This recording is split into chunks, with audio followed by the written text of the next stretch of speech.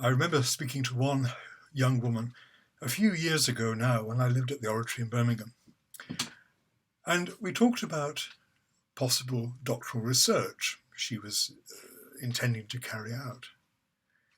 I said, well, what are you going to do? It's all been done.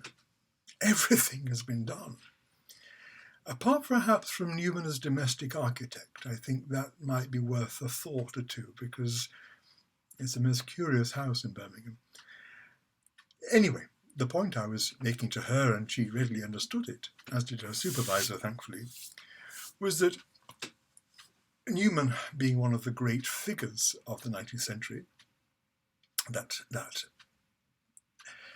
foundational century, in that foundational country to understand the world around us even today, he'd been examined from every different aspect, really. And all sorts of conclusions have been drawn from this people's study of Newman. He's everybody's Newman. If you have a position theologically or politically even, or culturally, you can find Newman will have something to say about it, or you can extract from the writings of Newman something to support your position.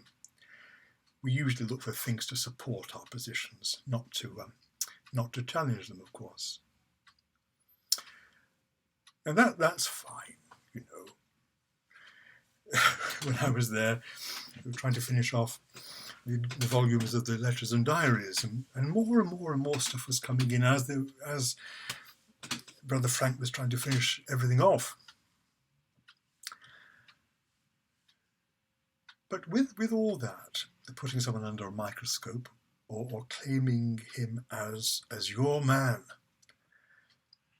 you'll find that other people claim him as their man as well, people who disagree with you. You've got Newman the conservative. You've got Newman the liberal.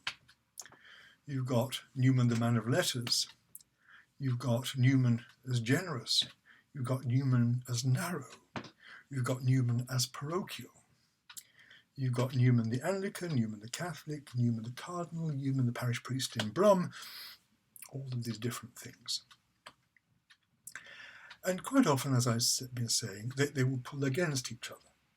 You will not find, I hope, you will not find a standard model, a framework in which to accommodate any great person, or anyone actually, because we're human beings. We cannot be labelled or taken over by one faction or another. Personally, I would see Newman as a liberal theologian, by which I mean he would not come from the same scholastic background as his contemporaries, and would have a different way of seeing the world around us, and also the sources on which he drew.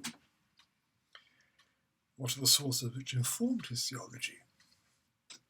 And they're not going to be the ones which give the correct answer that some people want. It's always rather exciting, that. He's very conservative politically. He was one of those high Tories. He believed in the place of a sort of regimented life of the country going forward. This was the 19th century. So, but of course there are bits you can take to contradict all that. Likewise, in his own life, both in Oxford and in the Midlands, in Birmingham, there were lots of various things he had to cope with. Most of the things he had to cope with, the people of his own community. And of course, they had to cope with him as well. Little fallouts, big fallouts. People not saying what they actually meant. Get to the point. No one would ever get to the point. And it is in this sort of subtle manipulation of argument that you end up missing the wood for the trees, really. The thing was The thing is that all those various things on the top of the surface of life are there for us all. This person wants us to be this faction wants us to be this. So-and-so claims this line from a sermon. Somebody else says this line from a sermon. I've been accused of being an arch-conservative and an arch-liberal. That's all right, it doesn't matter. It's trying to maintain that not too numerous centre, or that via major, if you like.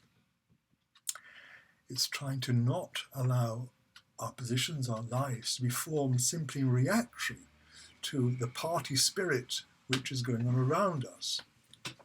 It is important to be your own man. Now, how do we do that, though?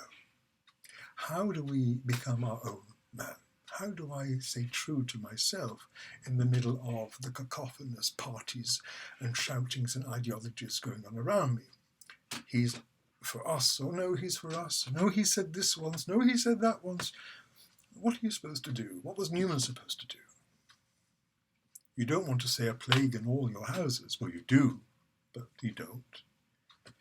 Well, I think this is what happens, and this is why people become holy, is whatever goes on, goes on. But at depth, I mean in your heart, there's peace. And there's a peace which the world cannot give. Theologians, popes, empires, political figures, all the rest of it, they're all dust. They all return to dust. But the heart is that, if you like, that divine part of us, or rather that's the place where the divine and the human can be together.